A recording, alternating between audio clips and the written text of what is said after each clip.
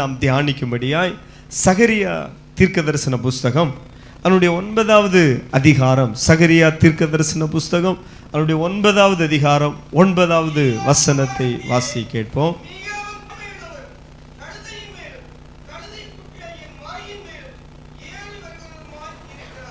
நாம் வாசிக்கிற வேத பகுதியிலே ஆண்டவராகிய இயேசு கிறிஸ்துவை குறித்த தீர்க்க தரிசன வசனத்தை நாம் வாசி கேட்கிறோம்.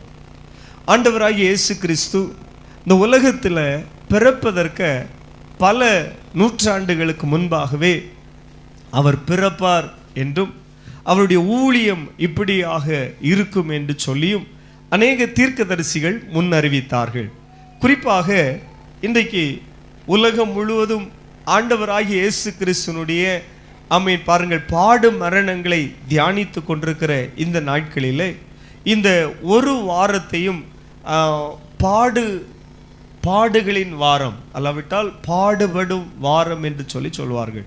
இந்த ஒரு வாரம் என்று சொல்லும் பொழுது அது யூதர்களுடைய யதார்த்தமான அவர்களுடைய ஓய்வு நாள் என்றிலிருந்து என்று சொல்லி நாம் பார்ப்போமே என்று சொன்னால் சனிக்கிழமையிலிருந்து அடுத்த சனி அல்லாவிட்டால் லாஸ்ட்டு அவர்களுக்கு சனிக்கிழமை ஓய்வு நாள், ஆயத்த நாள் என்றைக்கு வெள்ளிக்கிழமை. அப்போ லாஸ்ட் வெள்ளியிலிருந்து இயேசு கிறிஸ்து சிலுவையிலே அறையப்படுகிற அந்த ஃப்ரைடே வர பாடுகளின் வாரம் என்று சொல்லி பார்க்கிறோம். காரணம் இயேசு இன்றைக்கு அவர் எருசலேமிலே பவனியாக அவர் வருகிறார். அதற்கு பிறகு அவர் 4 நாளிலே மீண்டும் கைது செய்யப்படுகிறார். இந்த நாட்களில் நடந்த எல்லா நிகழ்வுகளும் மிக முக்கியமான சில நிகழ்வுகளாக இருக்கிறது. ஆண்டவராகிய இயேசு கிறிஸ்து அவர் முந்தின நாள் அவர் அபிஷேகம் பண்ணப்படுகிறதை நம்ம பார்க்கிறோம். வெள்ளிக்கிழமை அவர் அபிஷேகம் பண்ணப்படுகிறார். அதுவே அவரை அடக்கம் பண்ணுகிறதுக்கு ஒப்புமையான ஒரு காரியம். சனிக்கிழமை அவர் உண்மையிலே அவர் அப்படியாக ஓய்ந்திருந்தார். மீண்டும் வாரத்தின் முதல் நாள் ஒரு வெற்றிகரமான ஒரு பிரவேசம்தான் அவர் எருசலேமுக்கு போனது. ஆராதனை வேளையிலே நான் சொன்ன வார்த்தையின்படியே எருசலேமில் கூடி வந்திருந்த ஜனங்கள் இயேசுவை தேடுகிறாங்க. ஏன்னா பண்டிகை நாளில் எல்லாரும் உலகம் எங்கும் இருக்கிற யூதர்கள் எப்படி ஆகிலும் எருசலேமுக்கு போகணும் என்று சொல்லி ஆசைப்படுவார்கள். நம்ம சில நிகழ்வுகள் இன்றைக்கும் மனிதருக்கு இயல்பாக இருக்கிறது. அந்த வருட பிறப்பு அல்லாவிட்டு அந்த கிறிஸ்மஸ் நாட்கள் எப்படியாவது ஊருக்கு வரணும் அப்படின்னு சொல்லி வெளிநாட்டில் இருக்கிற சகோதரர்களும் ஊருக்கு வருகிறது உண்டு. வெளியிடத்திலே தங்கி இருக்கிறவர்களும் ஊருக்கு வருகிறது உண்டு. இதே போல் பாருங்கள், பஸ்கா பண்டிகை என்று சொல்லும் பொழுது அவர்களுக்கு யூதர்களுக்கு அவர்களுடைய எல்லா பண்டிகையிலும் பிரதானமான பண்டிகை பஸ்கா பண்டிகை. காரணம் எகிப்திலே அவர்கள் அடிமையாக இருந்தார்கள். ஒரு ராத்திரி கர்த்தர் அவர்கள் எல்லாரையும் புறப்பட பண்ணினார். அன்றைக்கு ஒரு ஆடு அறுக்கப்பட்டது. அதனுடைய இரத்தத்தை எடுத்து எந்த நிலைக்கால்கள் எல்லாம் பூசப்பட்டதோ அந்த வீட்டிற்குள்ளே சங்கார தூதன் பிரவேசிக்கவில்லை. அன்றைக்கு ராத்திரி அவர்கள் மறக்க முடியாத ஒரு காரணம். அதைத்தான் பாருங்கள், அன்றையிலிருந்தே பஸ்கா பண்டிகையை அனுசரித்து வந்தார்கள். ஆனால் பாருங்கள், அந்த பஸ்கா பண்டிகையை கொண்டாடுகிறதற்காக உலகமெங்கும் இருக்கிற யூதர்கள் அங்கே கூடி வருகிறது வழக்கம். அப்போ இந்த சிலர்லாம் ஒரு வாரத்துக்கு முன்னாலே வந்துடுவாங்க. சிலவங்க ஒரு மாதம் முழுவதும் அங்கே தங்கியிருப்பார்கள். அப்படி எருசலேம் தேவாலயம் முழுவதும் ஒரு விழா கோலமாகவே இருக்கிறது. சொல்லுங்க, எப்படி இருக்கிறது? ஒரு விழா கோலமாகவே இருக்கிறது.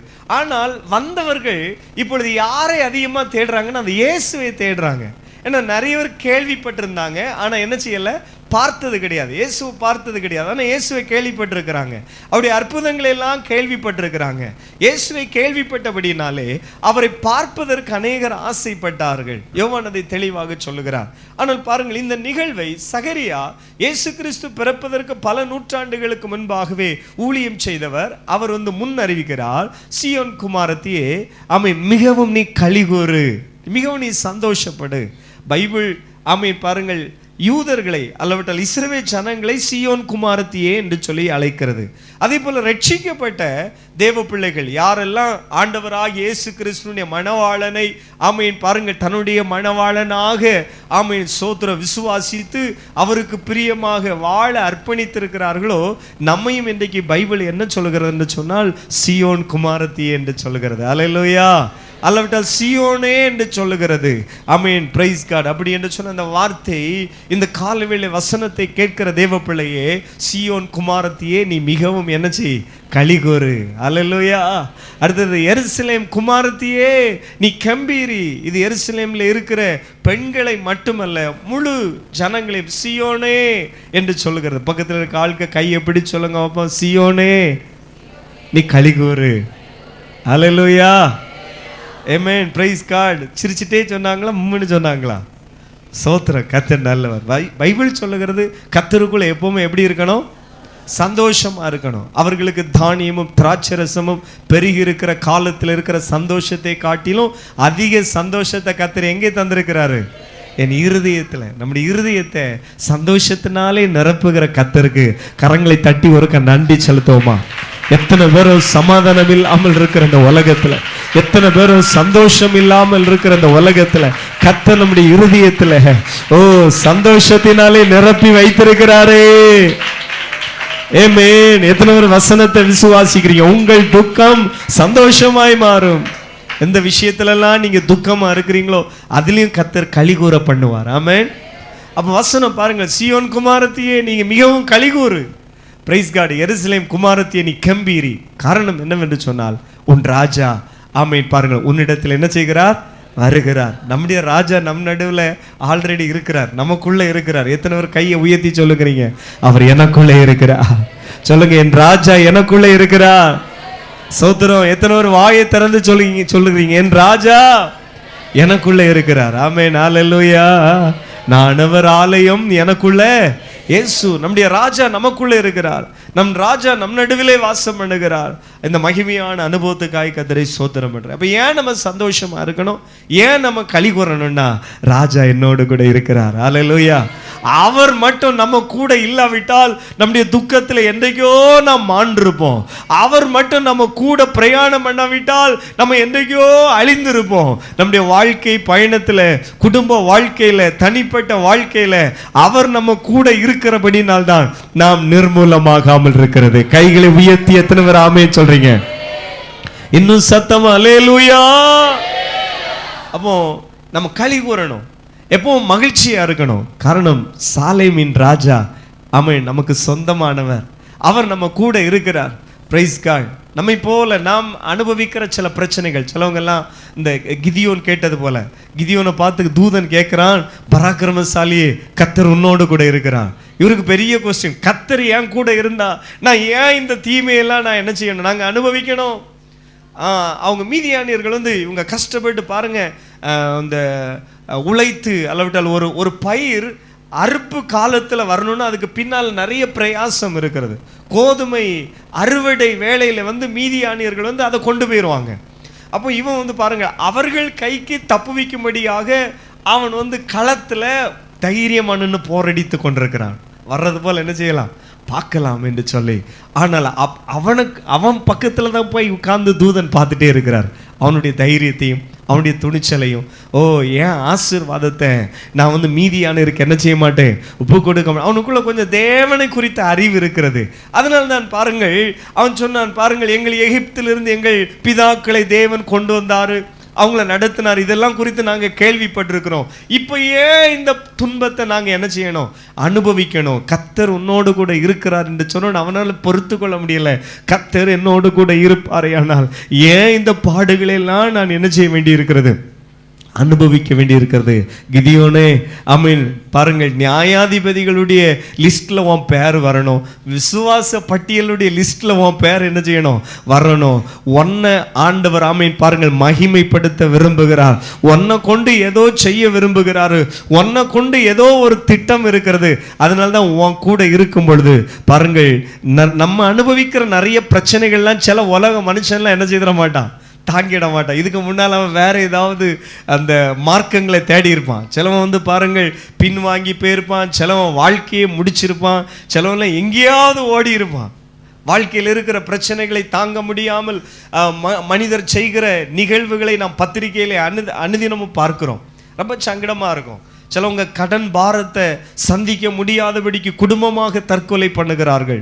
வாழ்க்கையில் இருக்கிற பிரச்சனையை சமாளிக்க முடியாமல் பாருங்கள் பல முடிவுகளை எடுக்கிறாங்க. அப்ப நம்ம நிர்மூலமாகாமல் இருக்கிறோம்னா கர்த்தர் நம்ம கூட இருக்கிறபடினால, கர்த்தர் நம்ம கூட இருக்கிறபடினால யோர்தானை பிளக்க பலன் தருகிறார், எரிகோவை தகர்க்க பலன் தருகிறார், செங்கடலை பிளக்க ஒரு புதிய அபிஷேகத்தை தருகிறார். பிரைஸ் காட், ஹalleluya. விசுவாசிக்கிறவங்க கையை தட்டி, நான் நிர்மூலமாகாமல் இருக்கிறது தேவ கிருபை. Praise God. உன்னை குறித்து தேவனுக்கு ஒரு திட்டம் உண்டு. ஆமென். எத்தனை பேர் விசுவாசிக்கிறீங்க? தேவ ஜனமே, உன்னை குறித்து தேவனுக்கு ஒரு திட்டம் உண்டு. கையை தட்டி வாயை திறந்து நீங்கள் துதிக்கும் பொழுது 2 காரியம் நடக்கிறது. ஆமென், ஹalleluya. உங்களை குறித்த சத்துருவானுடைய திட்டம் உடைகிறது, தேவ திட்டம் நிறைவேறுகிறது. Praise the Lord. ஆமென். நீ கலிகூர், சியோன் குமாரத்தியே, நீ என்ன செய்? கலிகூர். சியோன் குமாரத்தியே, நீ கம்பீரி, நீ மகிழ்ந்திரு, கர்த்தருக்குள்ள மகிழ்ச்சியாயிரு. உன் ராஜா உன்னிடத்திலே வருகிறார். ஆமென். அந்த ராஜாவுடைய ஸ்பெஷல் என்ன தெரியுமா? அவர் நீதி உள்ளவரும். ஆமென். சொல்லுங்க, அவர் எப்படிப்பட்டவர்? நம்ம ஆராதிக்கிற கர்த்தர் நீதி உள்ள நியாயாதிபதி. ஆமென். சபைக்கு ஆவியானவர் எழுதும் பொழுது, இதோ நியாயாதிபதி வாசல் படியிலே என்ன ஆகிவிட்டது? ஆகிவிட்டது. Praise God. ஆமென். வாசல் படியில் என்ன செய்து விட்டார்? வந்து விட்டார். தேசத்தில் நடக்கிற நிகழ்வுகளை எல்லாம் பார்க்கும் பொழுது இயேசு, ஆமென், அவருடைய வருகை மிக சமீபமாக இருக்கிறது. அவர் நீதி உள்ள நியாயாதிபதி. Praise God. இரண்டாவதாக ஆண்டவராகிய இயேசு கிறிஸ்துவினுடைய ஸ்பெஷல் என்ன? ஆமென். பாருங்கள், அவர் ரட்சிக்கிறவரும். சொல்லுங்க, அவர் எப்படிப்பட்டவர்? ரட்சிக்கிறவர். இன்னைக்கு சர்ச்சில் இருக்கிற அநேக பிள்ளைகளுக்கு, ஆமென், சிலருக்கெல்லாம் ஒரு நிசாரமா இருக்கு. நிறைய கிறிஸ்தவங்களுக்கெல்லாம் ஒரு நிசாரம், நம்ம இயேசு தானே, நம்ம இயேசு அப்பா தானே. பாருங்கள், ஆனால் ஆமென், அவருடைய ஆமென் ஒரு ராஜாவாக, அல்லவிட்டால் ஒரு இரக்கமுள்ள தேவனாக, ஒரு இரட்சகராக அவர் அவருடைய முதல் பிரவேசம் இருந்தது. அவருடைய முதல் வருகை எப்படி இருந்தது? ஒரு ரட்சிக்கிறவராக. சொல்லுங்க, இயேசுனாலே என்னது? தன்னிடத்துல யாரெல்லாம் வருகிறாங்களோ அவங்க எல்லாரையும் அணைத்துக் கொள்வார், எல்லாருக்கும் இரக்கம் பாராட்டுவார், எல்லாருக்கும் தயவு பாராட்டுவார், எல்லாருக்கிட்டையும் கிருபையா இருப்பார், எல்லாருக்கும் சமாதானம் கொடுப்பார், எல்லாருக்கும் சந்தோஷம் கொடுப்பார். இயேசுவிடத்திலே வருகிற யாரையும் அவர் எப்படி தள்ளுவதில்லை? புறம்பே தள்ளுவதில்லை. எல்லாருக்கும் இரக்கம், எல்லாருக்கும் ஆசீர்வாதம். ஆனால் ஆமென், பாருங்கள், அவர் சீக்கிரம் நியாயாதிபதியாக வரப்போகிறார். எப்படி வரப்போகிறாரு? நியாயாதிபதியாக வரப்போகிறார். Price God. அவர் நியாயாதிபதியாக இருக்கும் பொழுது பாருங்கள், ஆமென், நாம் அவருக்கு முன்பாக நிற்க முடியாது. ஒரு முறை இப்படியாக ஒரு கிராமத்திலே ஒரு சிறுவன் இருந்தான். அவன் கொஞ்சம் குறும்புக்கார சிறுவன். அடிக்கடி ஏதாவது வழக்குகள் உண்டு பண்ணிடுவான், பிரச்சனைகள் உண்டு பண்ணிடுவான். உடனே பாருங்கள், அவன் குற்றவாளியாக போகும் பொழுது அங்கு அவனுக்கு அறிமுகமான ஒரு அட்வொகேட் இருக்கிறார். உடனே இவனுக்கு ரொம்ப சந்தோஷம். இவர் எனக்கு தெரிந்தவர் அல்லவா, இவருக்கு நான் நிறைய உதவி பண்ணியிருக்கிறேன், அவரும் எனக்கு அவனாலே உதவி பண்ணுவார் என்று சொல்லி அவன் சிரித்து கொண்டே இருக்கிறான். அந்த வழக்கறிஞரும் அவன் வாதாடி, இவன் ஒரு தூரத்து ஆமீன் முறையில் உள்ள சொந்தக்காரன், ரெண்டாவது இவனுடைய குடும்பம் எல்லாம் நல்ல குடும்பம், பாவம் என்று சொல்லி எப்படியோ வழக்காடி இவனை அந்த குற்றத்திலேருந்து என்ன செய்து விட்டார்? விடுதலை செய்த. இவனுக்கு ரொம்ப சந்தோஷம். பரவாயில்ல, நமக்கு சொந்தத்தில் தூர சொந்தத்தில் யார் இருக்கா? ஒரு வழக்கறிஞர் இருக்கிறார். Praise God. அதுவும் இல்லை, என் குடும்பத்தை குறித்து இவருக்கு நல்லா தெரியும். இவன் சந்தோஷமா அப்படி கொஞ்சம் நிமிர்ந்து ஊருக்குள்ளே வரச்சில எப்படி வந்தான்? கொஞ்சம் ஷோல்டரெல்லாம் கொஞ்சம் அப்படி தூக்கிட்டு, ஆம்ஸ் எல்லாம் தூக்கிட்டு, கொஞ்சம் வெயிட்டா, என்ன சொன்னால் புல்லட்டில் கொஞ்சம் அப்படி என்னது இப்போ உள்ள ஸ்லாங்கில் சொன்னால் இப்போ அப்படி ஒரு கெத்தாக வர்றான்.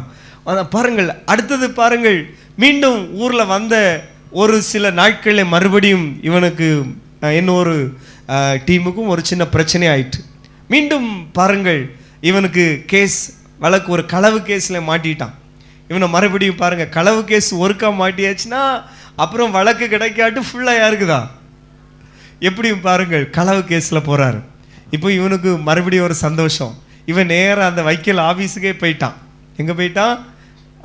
வைக்கல் ஆஃபீஸ் போயிட்டான். ஓ சரி, பிரச்சனை இல்லை. நேராக வைக்கலும் வாதாடினார்.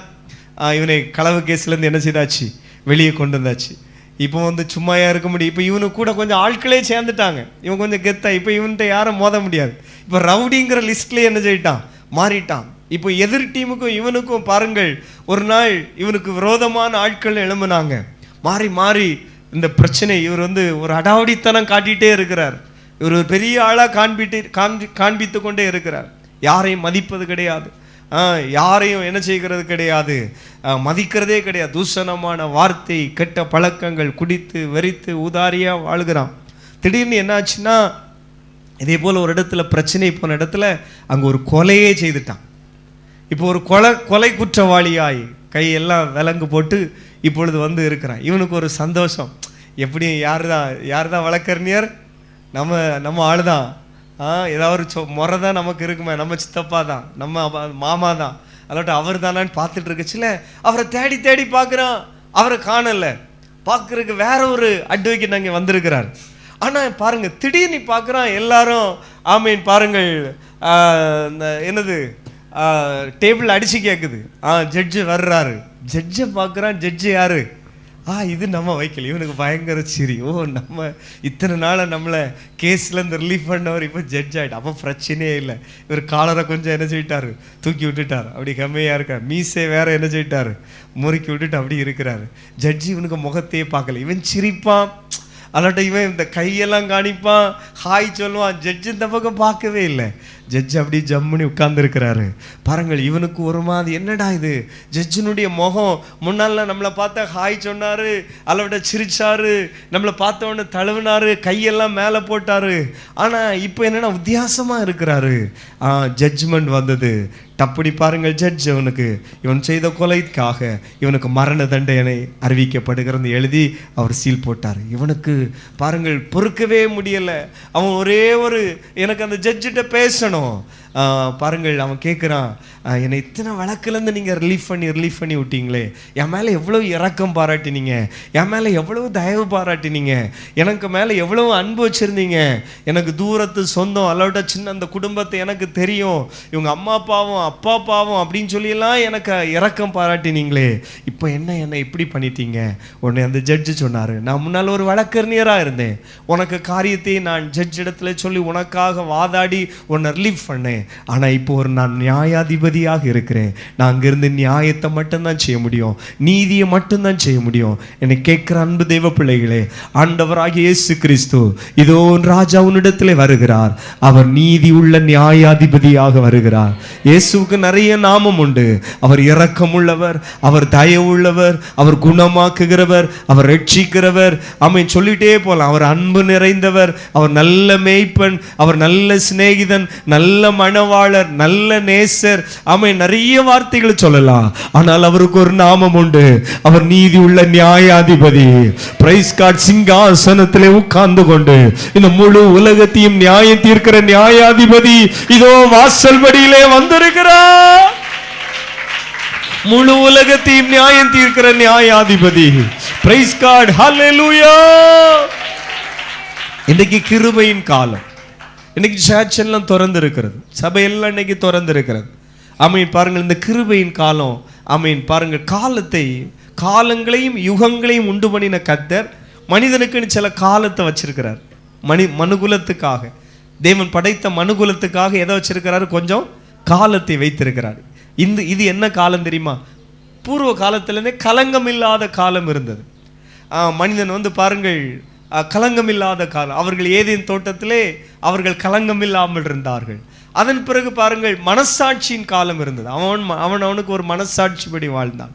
அப்புறம் நியாயப்பிரமாணத்தின் காலம். இப்படி தான் என்ன செய்யணும், மனுஷன் வாழணும் அப்படின்னு சொல்லி பிரமாணங்களை எழுதி கொடுத்து, இவனை இந்த முறை உள்ள ஆள் இப்படி, இந்த முறை உள்ள தகப்பன், தாய், பிள்ளை, மாமன், மாமி, அல்லவிட்டால் பாருங்கள் இந்த உறவுகளை எல்லாம் கர்த்தர் என்ன செய்தார், ஏற்படுத்தி கொடுத்தார். இப்படி தான் வாழணும் என்கிற சட்டத்திட்டங்களை எழுதி கொடுத்தார். ஆமீன். பாருங்கள், அதற்கு பிறகு ராஜாக்களுடைய காலம் இருந்தது, தீர்க்கதரிசிகளுடைய காலம் இருந்தது. இப்பொழுது நாம் வாழ்கிற காலம் என்னவென்று சொன்னால் கிருபையின் காலம். சொல்லுங்க வாயை திறந்து. அதனால இப்படி ஒரு பாட்டில் இப்படி ஒரு வரி உண்டு. அந்த திறவுண்ட வாசல் அடைபடும் முன் நொறுங்குண்ட மனதாய் முன் செல்வோர் யார்? கையை தட்டி. திறவுண்ட வாசல் அடைபடும் முன் நொறுங்குண்ட மனதாய் முன் செல்வோர் யார்? நாட்கள் கொடியதா மாறிடுதே காலத்தை ஆதாயம். அந்த வார்த்தையை சொல்லுங்கம்மா. நாட்கள் கொடியதாய் மாறிடுதே காலத்தை ஆதாயம் செய்திடுவோம். திறவுண்ட வாசல் அடைபடும் நொறுங்குண்ட மனதாய் முன் செல்வோர் யார்? திறவுண்ட வாசல் அடைபடும் நொறுங்குண்ட மனதாய் முன் செல்வோர் யார்? நாட்கள் கொடியதாய் மாறிடுதே காலத்தை ஆதாயம் செய்திடுவோம். நாட்கள் கொடியதாய் மாறிடுதே காலத்தை ஆதாயம் செய்திடுவோம். ஆமென். அல்லேலூயா. கைகளை அசைத்து ஒரு அல்லேலூயா சொல்லுங்கப்பா. நிறைய ஒரு கையை உயர்த்தி அசைக்கலையே. நல்ல வலது கரத்தை அசைத்து ஆமென். கர்த்தர் நல்லவர். ஆமென். நாம் இந்த ஓசன்னா சொல்லி பார்ப்போம் இருக்கா? பின்னால சேர்ல இருக்கிறவங்க மட்டும், சேர்கள்ல இருக்கிறவங்க மட்டும் பக்கத்துல இருக்கால தட்டுங்க. சேர்ல இருக்கிறால லேசா தட்டுங்க. நம்ம மட்டும் ஒரு அல்லேலூயா சொல்லணுமான்னு சொல்லுங்க. லேசா கண்ணை பார்த்து சொல்லுங்க. நம்ம மட்டும் சேர்ல இருக்கிறவங்க மட்டும் ஒரு அல்லேலூயா சொல்லுங்க. பத்திரமா. இனி கீழே இருக்கிறவங்க எல்லாம் சத்தமா ஒரு அல்லேலூயா சொல்லுங்க. அப்போ யாருக்கு அல்லேலூயா பவரா இருக்குது? கீழே இருக்கிறவங்க தான். ஆனா சேர்ல இருக்கிறவங்க தான் நிறைய இருக்கிறவங்க போல இருக்கு. அல்லேலூயா. இல்லையோ? சோத்திரம். அவங்க சொல்றாங்க இன்னொரு சான்ஸ் எங்களுக்கு தாங்க பார்ப்போம் அப்படிங்கிறாங்க. அல்லேலூயா.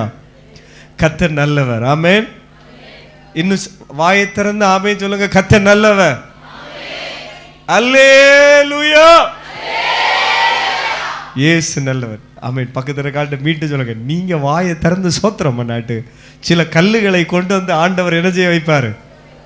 எனக்கு ஒன்று மறக்கவே, இன்னைக்கு இந்த வார்த்தையை அப்படி தியானிக்கும் பொழுது எனக்கு ஒரு ஞாபகம் வந்து பார்த்துடுங்க. ஒரு தம்பி சர்ச்சில் துதிக்காமல் இருந்தேன். நான் அப்போ சொன்னேன், இந்த சாம் வந்து அமைதியாக இருந்தால் வேற சில சாமுகளை கொண்டு வந்து கர்த்தர் என்ன செய்ய வைப்பார் சொன்னேன். ஞாபகம் இருக்கா தம்பி? தீர்க்க தரிசனம் வந்திருக்கா? இன்னும் நீ அமைதியாக இருந்தால் இன்னும் சில சாமுகளை கர்த்தர் கொண்டு வருவார். அப்படிதான் நான் ஆமேன்னு சொல்லு. அவனு வரமாட்டேங்குது. அல்லேலூயா. அவன் இடத்தையும் தக்க வச்சுக்கணும், பக்கத்தில் வேற கொண்டு வர சிலரையும் கொண்டு வந்து என்ன செய்யணும். இப்போ ஒரு அல்லேலூயா சொல்லுகாமோ. என்ன திறக்கல தொண்டை. சில ஆட்கள்லாம் தொண்டை திறந்தா இங்கேருந்து எங்கே வர கேட்கும்? வில்லுகுரி பாலை வர கேட்கும். பார்த்தீங்களா? அவ்வளோ இந்த இந்த கழுதையை குச்சி கொஞ்சம் படிக்க போகிறோம் பார்த்துடுங்க. இந்த இயேசு கிறிஸ்துனுடைய இப்போ இங்கே வர வந்திருக்கிறோம். எங்கே வர? நீதி உள்ளவரும், அடுத்தது ரட்சிக்கிறவர்.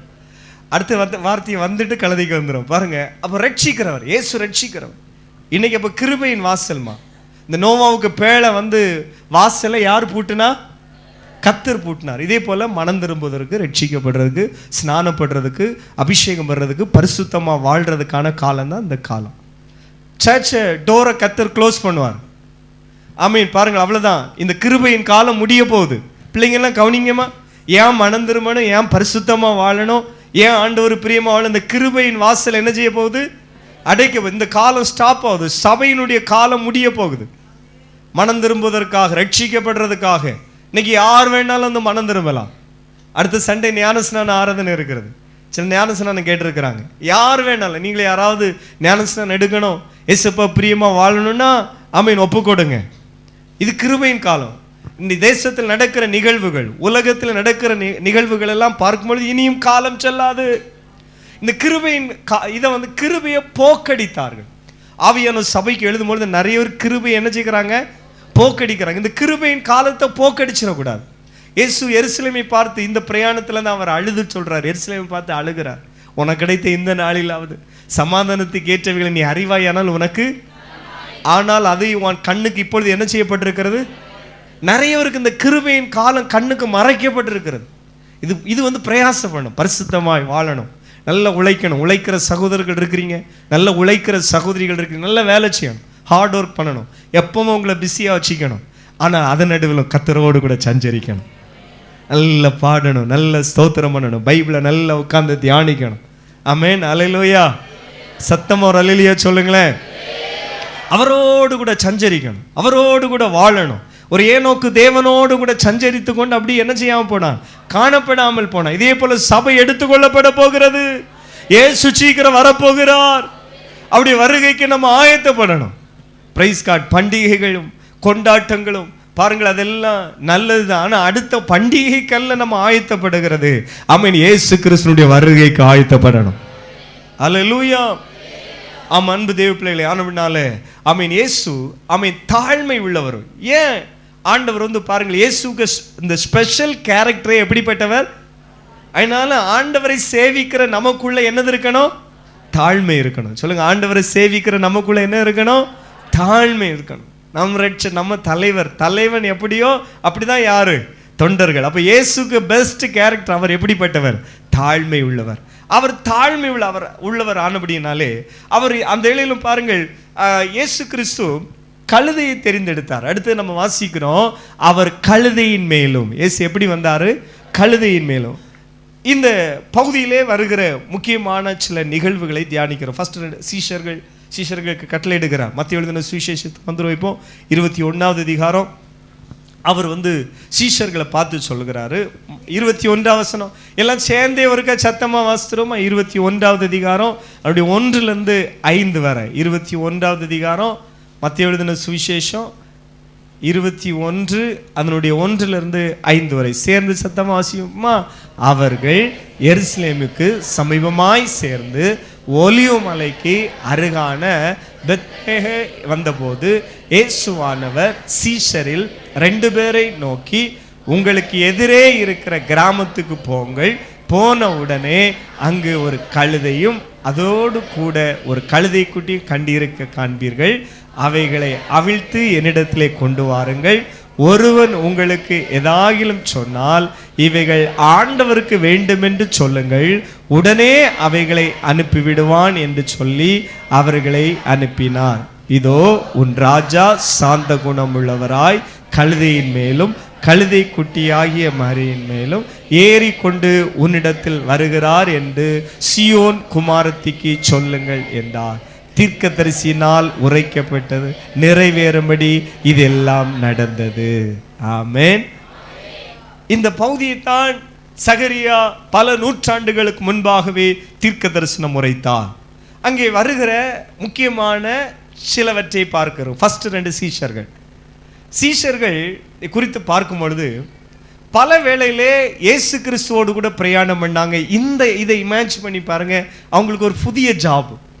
ஏன்னா இயேசு வந்து பாருங்கள், அவர் சுவிசேஷத்தை பிரசங்கிக்கும் பொழுது சீஷர்களை அனுப்புகிறார். போங்க, நீங்கள் 2 போய் கிராமத்துக்கெல்லாம் போய் இப்படி ஒரு பெரிய க்ரூசைட் நம்ம நடத்த போகிறோம், ஜனங்களை அழைச்சிட்டு வாங்க. உடனே பாருங்கள் 2 பேரை அனுப்புனாங்க. அல்லோட்டல் எப்பொழுது இயேசு படகுலே போகும்பொழுது கூட போவாங்க. ஆமீன். பாருங்கள், பொருட்களை எல்லாம் எடுத்துகிட்டு போவாங்க, சாப்பாடு கொண்டு போவாங்க. யாராவது வியாதிஸ்தர்கள் வந்தால் நெருக்காதுங்க, ஒவ்வொரு ஆளாக போங்க. சீஷர்கள் எப்பவும் இயேசு கிறிஸ்துவோடு கூட இரவும் பகலும் இருக்க எப்பொழுது எத்தனை பேர் இருந்தாங்க? 12 சீஷர்கள் இருந்தாங்க. இது மட்டுமல்ல, ஒரு 70 பேரை ஏற்படுத்தினார். மறுபடியும் 70 பேரை ஏற்படுத்தினார். ஆனால் இவங்க 12 பேரும் எப்பவும் கூடவே இருப்பாங்க. இப்போ அவங்களுக்கு அதெல்லாம் பழக்கமாக இருந்தது. ஆனால் அவங்களுக்கு இது ஒரு புது ஜாப், ஒரு புது ஒர்க்கு. என்னன்னா இப்போ பாருங்க, எருசலேமுக்கு கழுதையை அவுத்துட்டு வர சொல்றாரு. அது மட்டுமல்ல, இப்போ அந்த கழுதையை கொண்டு இப்போ எருசலேமுக்கு அவர் பவனியை அணைச்சிய போகிறாரு. இவங்க இதுவரை பார்க்காத ஒரு வித்தியாசமான கூட்டத்தை பார்க்குறாங்க. அவர் இந்த பிரயாணத்தை குறித்து சொல்லும் பொழுது பரிசேயர்கள் சொல்றார்கள், இதோ உலகமே அவருக்கு பின்னால் என்ன செய்கிறது? போகிறது என்று சொல்லி. அப்போ எல்லா ஜனங்கள் எல்லாரும் இப்போ இயேசுவை சூழ்ந்து இருக்கிறாங்க. இவங்க இயேசுக்கு பக்கத்தில் இப்படி சுற்றி சீஷர்கள் இருக்காங்க. போருங்க இந்த பக்கம் வாங்க, அந்த பக்கம் வாங்க. இதோ ஒரு ராஜா வர்றாருன்னா மந்திரிகள் அல்லாவிட்டால் தளபதிகள் சுற்றி இருக்கிறது போல இயேசுவை சுற்றி இவங்க அவருக்கு ப்ரொடெக்ட் கொடுக்குறாங்க. அது மட்டுமல்ல, அதை நடத்துகிறாங்க. இவங்க பாருங்க கழுதையை வேற என்ன செய்யணும், பிடிச்சி என்ன செய்யணும், அதை நடத்தணும். ஏகப்பட்ட ஒர்க் இவங்களுக்கு இருக்கிறது. சின்ன பிள்ளைங்களை கவனிக்கிறாங்க. வாங்க லைன் லைன், இடம் விடுங்க, இயேசுக்கு இடம் விடுங்க. சீஷர்களுடைய ஒர்க் வித்தியாசமா இருக்கு. அது கொஞ்சம் இமேஜின்ல கொண்டு வந்து பாருங்க. அப்போ அந்த சீஷர்களுக்கு பாருங்க, இதுவரை இவங்க கையில உங்களிடத்துல ஏதாவது இருக்காது. அப்பத்தை தேடினாங்க, மீன் யார்ட்டையாவது இருக்கான்னு கேட்டாங்க. இப்போ சீஷர்களுக்கு ஒரு குட் ஜாப் என்னன்னா, கழுதையை அவிழ்த்து என்ன செய்ய வேண்டும், கொண்டு வர வேண்டும். அல்லேலூயா. அதுவும் நீங்கள் கட்டப்பட்டிருக்கிற கழுதை. இன்றைக்கு அன்பு தெய்வ பிள்ளைகளே, கழுதையை குறித்து நம்ம பைபிளில் நிறைய இடத்துல கழுதை வருகிறது. நம்ம இந்த வீடுகள்லையும் பார்த்தீங்கன்னா அடிக்கடி கழுதை வரும் இல்லையா? நான் சின்ன பிள்ளையா இருக்குச்சுலாம் ஸ்கூலுக்கு போகக்கூடிய வழியில் கழுதை கிடக்கும் பார்த்துடுங்க. அதுக்கு 2 காலையும் சில நேரம் கட்டி போட்டிருக்கோம். அப்புறம் அது பேசாமல் போக வேண்டியதானே. நாங்கள் இந்த பயமாற அதை நோண்டி பார்க்குறது. அது முன்னே எவ்வளோ ஸ்பீடாக உதைக்குமோ அதே போல் பின்னால் என்ன செய்யும். அப்புறம் ஒரு கத்தம் பார்த்துடுங்க, அந்த அலறி அடித்து ஓடுறது. அப்போ கழுதை குறித்து இன்னைக்கு எப்படி வீட்டில் கழுதை வருதுன்னு சொல்லி பார்க்குறீங்களா? கழுதைக்கு ஸ்பெஷல் பைபிள்லேயும் சொல்லப்பட்டிருக்கு. அதே வேர்டு வீட்லேயும் வருது. என்ன, காட்டு கழுதையை போல் என்ன செய்யிட்டு இருக்கா, கத்திட்டு இருக்கா அப்படின்னு. அப்போ கழுதை கத்துறதுக்கு ஸ்பெஷல் என்ன சொல்லுங்க, கத்துறதுக்கு. அப்போ வீட்டில் அடிக்கடி அந்த கழுதை வந்து போகுதா? கழுதை உங்களை சொல்ல, நாங்கள் உங்கள் வீட்டுக்கு வந்து போகிற கழுதை. என்ன கழுதை? காட்டு சத்தம் கத்துகிற கழுதை. நல்லா அந்த சில ஆட்கள்லாம் பார்த்தீங்கன்னா சோத்திரம் பண்ணுறதுக்கு இந்த வாய் திறக்காது, பாடுறதுக்கு வாய் தராதுக்கா. ஆனால் சண்டை போடுறதுக்கு மட்டும் ஆல்ரெடி அந்த பாத்திரம் எல்லாம் வைப்ரேட் ஆகும். அந்த அளவு ஒருமே காட்டு கழுதை சத்தம் போடுறது. காட்டு கழுதை சத்தம். யாராவது காட்டு கழுதைகள் இருக்கிறீங்களா? அப்புறம் பார்த்தீங்கன்னா அந்த சிலவங்க சொல்லுவாங்க, இந்த புத்தி இல்லாத, பைபிளில் வர்ற பேரை தான் ஷார்ட்டாக சொல்லிட்டு இருக்கிறேன். பைபிள் அதனால தான் வீட்டில் சொன்னாங்க அந்த கழுதை அப்படின்னு வீட்டில் சின்ன நேரம் திட்டுவாங்க. என்னது, மண்டையில் என்ன இருக்குது அப்படின்னு சொல்லி. அப்போ புத்தி இல்லாத கழுதை. அதே நேரம் பேசுகிற கழுதை இருந்திருக்கு. பிள்ளையாமுடைய கழுதை என்ன செய்தது? பேசி யாருக்கு புத்தியை கற்றுக் கொடுத்தது? தீர்க்கதரிசியினுடைய மதிகேட்டை அது என்ன செய்தது? சொல்லிட்டு.